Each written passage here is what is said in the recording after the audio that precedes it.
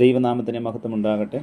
Streams of ലൈഫിൻ്റെ പ്രഭാത ചിന്തയിലെ നമ്മുടെ ഇന്നത്തെ ചിന്തയ്ക്കായി ലഭിച്ചിരിക്കുന്ന വേദഭാഗം ഉൽപ്പത്തി പുസ്തകം 28 അധ്യായം അതിൻ്റെ 20 വാക്യം. ദൈവം എന്നോട് കൂടെ ഇരിക്കുകയും ഞാൻ പോകുന്ന ഈ യാത്രയിൽ എന്നെ കാക്കുകയും ഭക്ഷിപ്പാൻ ആഹാരവും ധരിപ്പാൻ വസ്ത്രവും എനിക്ക് തരികയും എന്നെ എൻ്റെ അപ്പൻ്റെ വീട്ടിലേക്ക് സൗഖ്യത്തോടെ മടക്കി വരുത്തുകയും ചെയ്യുമെങ്കിൽ യഹോവ എനിക്ക് ദൈവമായിരിക്കും.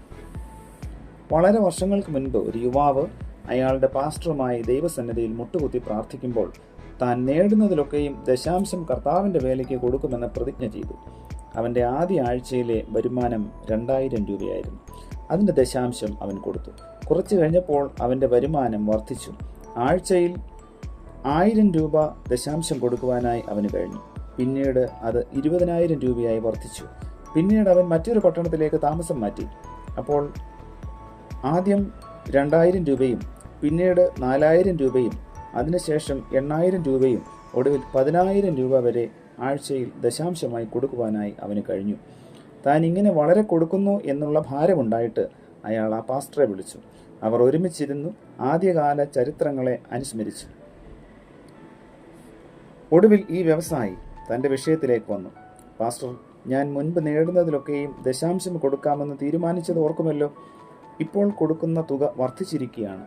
ഈ തീരുമാനത്തിൽ നിന്നും എനിക്ക് എങ്ങനെ ഒഴിയാം?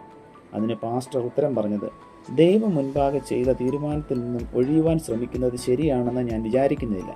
അതിനാൽ നമുക്ക് മുട്ടുകുത്തി ഇപ്രകാരം പ്രാർത്ഥിക്കാം: കർത്താവേ, വരുമാനം വളരെ കുറച്ച് തരണം. ആദ്യമുണ്ടായിരുന്ന വരുമാനം മതി.